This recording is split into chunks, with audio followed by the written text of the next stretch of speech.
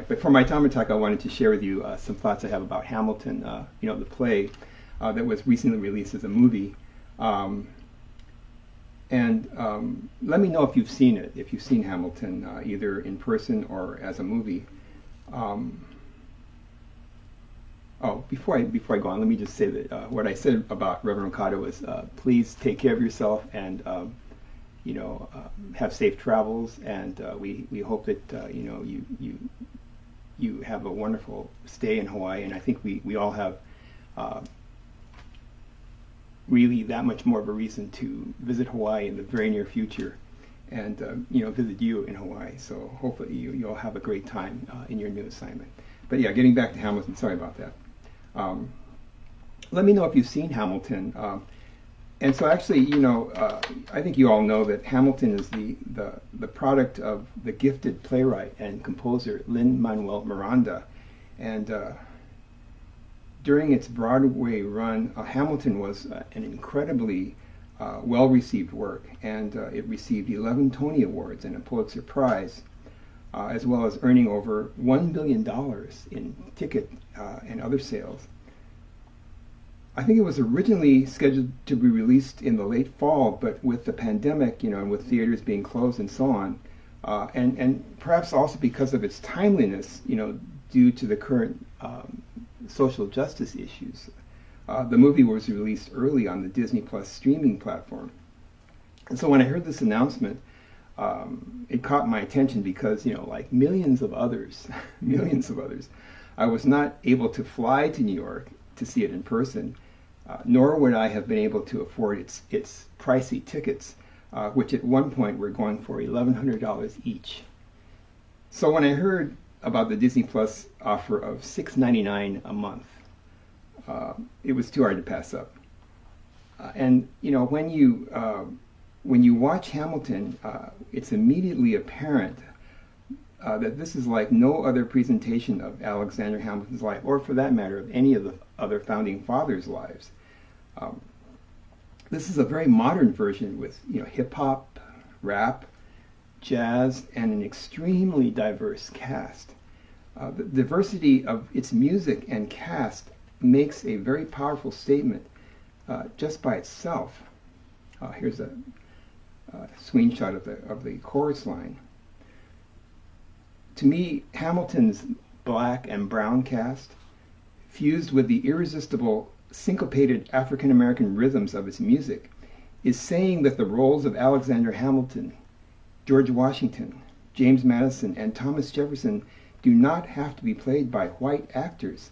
They can be played by anyone because the egalitarian ideals that these founding fathers stood for transcend race. Let's see. Okay, only Trish has seen it. Well, that's kind of surprising. But, anyway, you can certainly see it in the future on Disney Plus. So let me now go on to discuss a few of the highlights of Hamilton. So first, I think we all know that Alexander Hamilton died as a result of a duel that he had with his arch rival Aaron Burr. So there's no need for any spoiler alerts, right?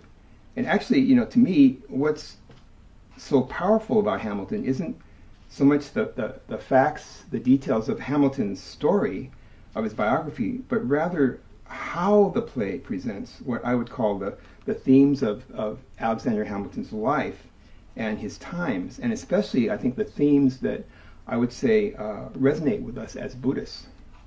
So one Buddhistic theme in Hamilton is the idea of karma. Karma, which we might think of as like the web of causes and conditions in our lives that lead to certain outcomes. And one of the very tragic examples of karma in Hamilton is of course, the story of Aaron Burr, right? As it's presented in the play, Aaron Burr's story is a classic example of the three poisons of greed, anger, and ignorance. So as we know, the Buddha taught that these poisons of the human ego are the cause of all of our suffering. Aaron Burr was not only ambitious, this is an example of greed, but also ruthless when it came to advancing his own career. This ruthlessness is an example of the ignorance of of one's self-centeredness.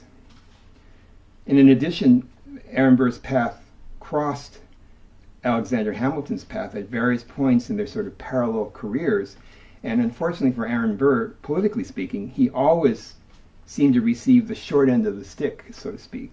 And the last straw for Aaron Burr, this was an example of his rising of anger, was when Hamilton endorsed Thomas Jefferson instead of himself in the presidential election of 1800, which led to the election of Thomas Jefferson as the third U.S. president. And as the play presents it, apparently, even though Hamilton had often disagreed with Thomas Jefferson, he respected Jefferson as a man of conviction and principle, and in contrast, he saw Aaron Burr as someone without convictions and without principle. Aaron Burr challenged Hamilton to a duel, and the rest is history.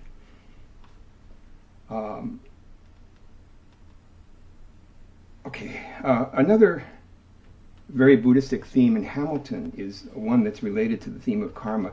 This is the concept of interdependence. That the Buddha taught that all things that arise, everything that arises, does not arise independently, but in dependence upon other things. And in the context of the American Revolutionary War, it was King George's arrogant, cruel, and condescending treatment of the American colonists that ignited the Revolutionary War, as we all know. And we all took American History 101, right?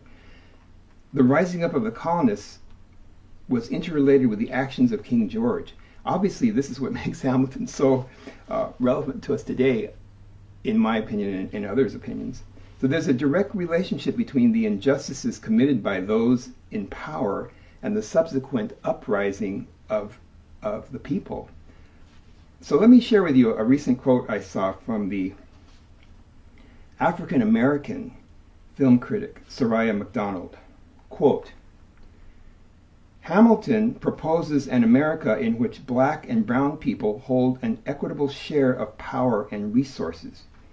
It's timely and relevant to our current cultural revolution. Take, for example, one of the standout numbers in Hamilton, which is titled, 'You'll Be Back,' and which is humorously performed by King George himself.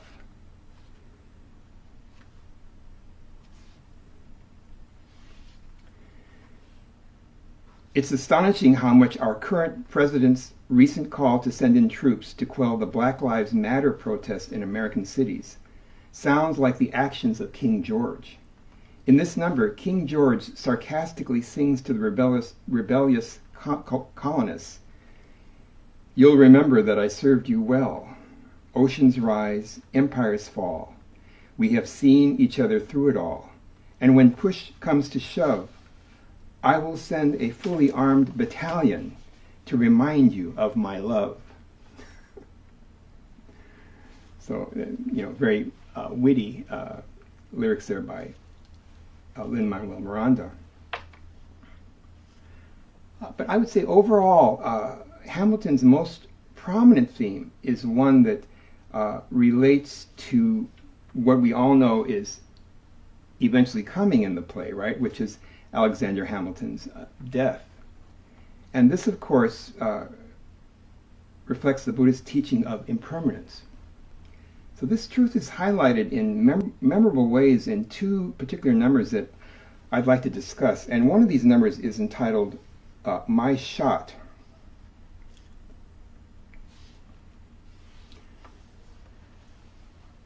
In the context of Alexander Hamilton's very dynamic life, the phrase in this number is, the repeated phrase is, "I'm not throwing away my shot. I'm not throwing away my shot." And in the context of his life, this expresses his determination as a poor but ambitious immigrant from the British West Indies to rise up in the ranks of the colonists and fight for their freedom. So the repeated refrain in the song, the entire refrain that's repeated multiple times is, "I am not throwing away my shot. I am not throwing away my shot.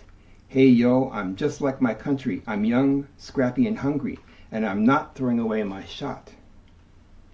So Alexander Hamilton recognizes the risks involved here, especially the very real risk of death that comes with participating in a revolutionary war. And he's declaring his intention of not throwing away his shot, or in other words, not wasting his chance to help gain freedom for the American colonies. And also, of course, there's another, maybe even more universal meaning of impermanence here, which is not to waste the most precious thing of all, which is of course one's own life. And in this regard, we repeatedly hear Hamilton and his fellow revolutionary colonists state that even if they should lose their lives in the cause of the revolution, their lives would not be wasted because of the righteousness and nobility of seeking freedom from tyranny. But there's also another number in Hamilton that references impermanence, and to my way of thinking, it does so in a different kind of way, and it's the very lively number that's entitled the Schuyler Sisters. This number begins with us where we're introduced to the Schuyler Sisters. One of the Schuyler Sisters, Eliza, later becomes Alexander Hamilton's wife. And initially we're told that the Schuyler Sisters are just in town, quote unquote, looking for love. It's kind of a sexist kind of, statement. But then we note that they are also aware of the bigger political picture that's going on around them.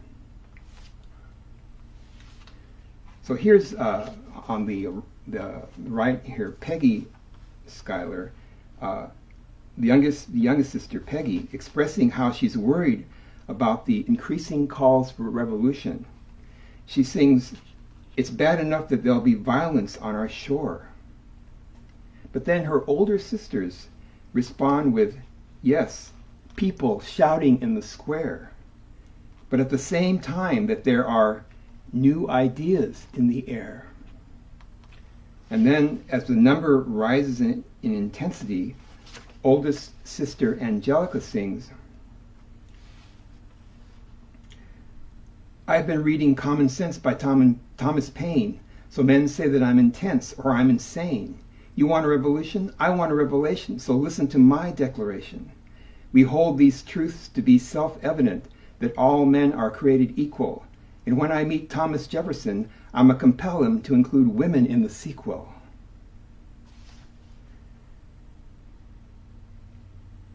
And finally, the number reaches a really thrilling climax when the entire ensemble sings. Look around at how lucky we are to be alive right now.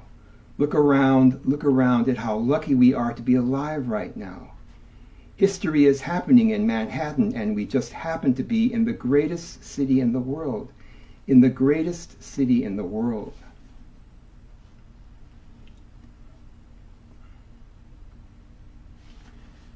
So my question is this number simply an expression of youthful exuberance, or maybe even just some form of naivete?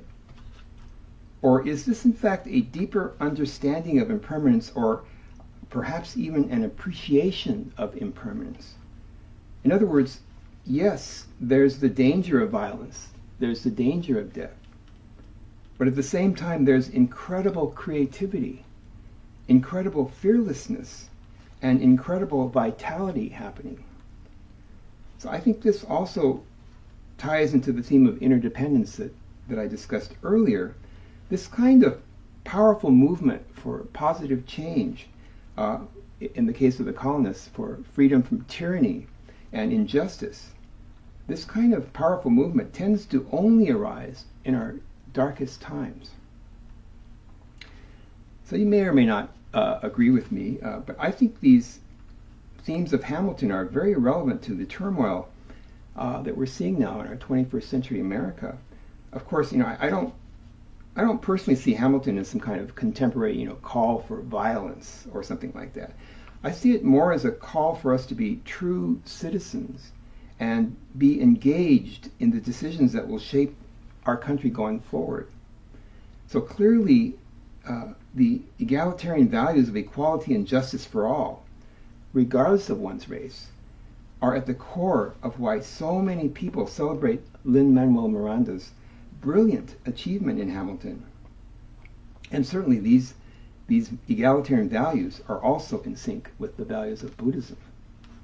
So I can't help but think that the call to action, so to speak, in the phrase, "I'm not throwing away my shot," and the appreciation of the preciousness of life in the phrase, "How lucky we are to be alive right now," that these are both so relevant to us today. And so as I think Lin-Manuel Miranda and perhaps even Alexander Hamilton himself might say, don't throw away your shot. And so thanks very much for listening today. Namo Amida Butsu, Namo Amida Butsu.